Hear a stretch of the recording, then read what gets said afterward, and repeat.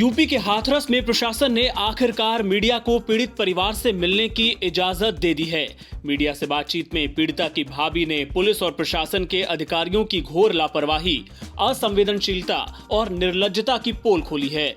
उन्होंने आरोप लगाया कि पुलिस वाले आकर उन्हें धमकाते थे, बोलते थे कि बेटी कोरोना से मरती तो मुआवजा नहीं मिलता। पीड़िता की भाभी ने कहा, कल यहाँ कोई एसआईटी की टीम नहीं आई, परसों पूछताछ हुई थी। डीएम साहब बोलते थे कि तुम्हारी बेटी अगर कोरोना से मर जाती तो क्या कर लेते, तब क्या मुआवजा मिलता।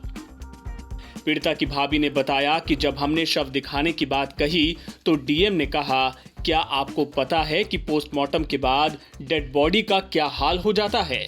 हथौड़े से मारकर हड्डियां तोड़ दी जाती हैं। पोस्टमार्टम की वजह से बहुत कटी फटी हालत में है, तुम लोग देख नहीं पाओगे, 10 दिन तक खाना नहीं खा पाओगे, सो नहीं पाओगे। इसके अलावा पीड़िता की भाभी ने शव को रात में जलाए जाने पर भी सवाल खड़े किए। उन्होंने कहा, पुलिस से पूछा जाए कि किसने बॉडी जलाई, हमने शव जलते हुए नहीं देखा, हमें नहीं पता किसका अंतिम संस्कार हुआ था। परिवार पर बार बार बयान बदलने के लग रहे आरोपों पर पीड़िता की भाभी ने कहा, जब पीड़िता खुद बोल रही है कि उसके साथ रेप हुआ तो वो झूठ कैसे हो सकता है। इस दौरान परिवार ने यह भी साफ कह दिया कि वो नार्को टेस्ट नहीं करवाएंगे। नार्को टेस्ट तो डीएम और एसपी का होना चाहिए। प्रधानमंत्री नरेंद्र मोदी ने दुनिया की सबसे लंबी हाईवे टनल अटल सुरंग का शनिवार को उद्घाटन किया। अब ये टनल आम लोगों की आवाजाही के लिए खुल जाएगी। इस मौके पर रक्षा मंत्री राजनाथ सिंह और हिमाचल प्रदेश के मुख्यमंत्री जयराम ठाकुर भी मौजूद रहे। समुद्र तल से 10,000 फीट की ऊंचाई पर बनी ये सुरंग लेह को मनाली से जोड़ती है। ये सुरंग भारत और चीन की सीमा से ज्यादा दूर नहीं है, इसलिए रणनीतिक रूप से बेहद महत्वपूर्ण है। उद्घाटन कार्यक्रम को संबोधित करते हुए पीएम मोदी ने कहा कि साल 2002 में अटल जी ने इस टनल के लिए अप्रोच रोड का शिलान्यास किया था। अटल जी की सरकार जाने के बाद जैसे इस काम को भी भुला दिया गया। साल 2002 में अटल जी ने इस टनल के लिए अप्रोच रोड का शिलान्यास किया था। अटल जी की सरकार जाने के बाद जैसे इस काम को भी भुला दिया गया। हालत ये थी कि साल 2013-14 तक टनल के लिए सिर्फ 1300 मीटर यानी 1.5 किलोमीटर से भी कम काम हो पाया था। अटल टनल के काम में भी 2014 के बाद अभूतपूर्व तेजी लाई गई। बीआरओ के सामने आने वाली हर अड़चन को हल किया गया।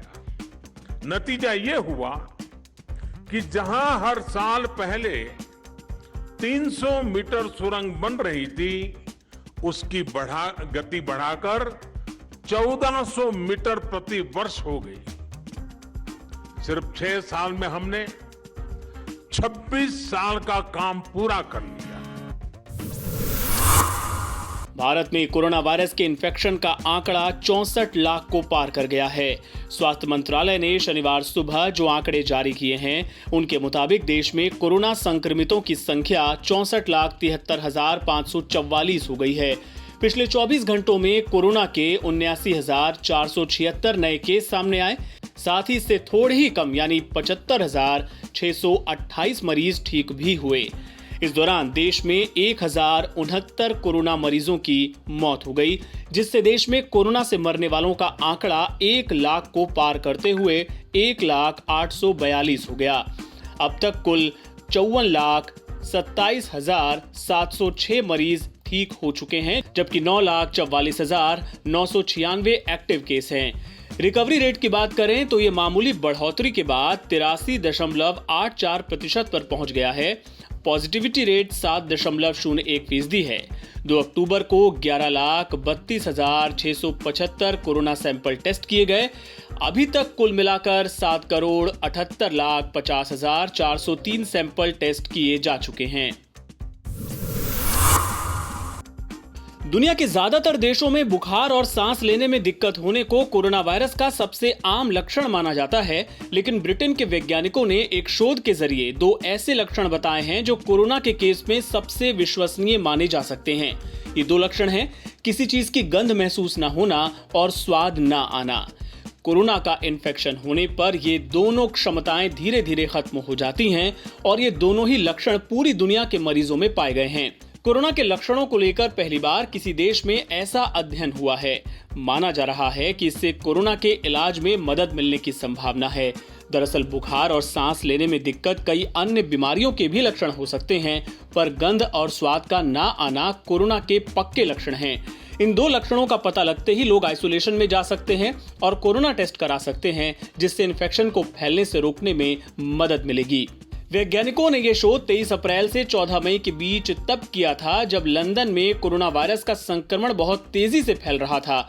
शोध में पाया गया कि इलाज के लिए आए मरीजों में से 78% की सूंघने और स्वाद लेने की क्षमता पूरी तरह से या तो खत्म हो गई थी या काफी कम हो गई थी। इनमें से 40% को बुखार नहीं था और खांसी जुकाम वाले लक्षण भी नहीं थे। कभी एक दूसरे को परमाणु हमले की धमकी देने वाले अमेरिकी राष्ट्रपति डोनाल्ड ट्रंप और उत्तर कोरिया के तानाशाह किम जोंग उन अब एक दूसरे की कुशलता की कामना कर रहे हैं। जी हां, अमेरिका के राष्ट्रपति डोनाल्ड ट्रंप के कोरोना पॉजिटिव होने की खबर मिलने पर किम ने ट्रंप और फर्स्ट लेडी मेलानिया के कोरोना इन्फेक्शन से जल्द ठीक होने की कामना की है। आपको बता दें कि ट्रंप को व्हाइट हाउस से मिलिट्री अस्पताल ले जाया गया है और अब वहीं से वो काम करेंगे। किम ने डोनाल्ड ट्रंप को भेजे मैसेज में कहा कि उन्हें राष्ट्रपति और फर्स्ट लेडी के कोरोना पॉजिटिव होने के बारे में पता चला। उन्होंने दोनों के साथ सांत्वना जताई है। उन्होंने उम्मीद जाहिर की है कि दोनों जल्द ठीक हो जाएं। आपको बता दें कि इसके पहले जब किम जोंग के बीमार होने की खबर आई थी तो ट्रंप ने भी उनके लिए संदेश भिजवाया था। कुछ वक्त पहले जब किम के कोमा में होने की खबर आई थी तो ट्रंप ने कहा था कि कोई उन्हें कम ना समझे।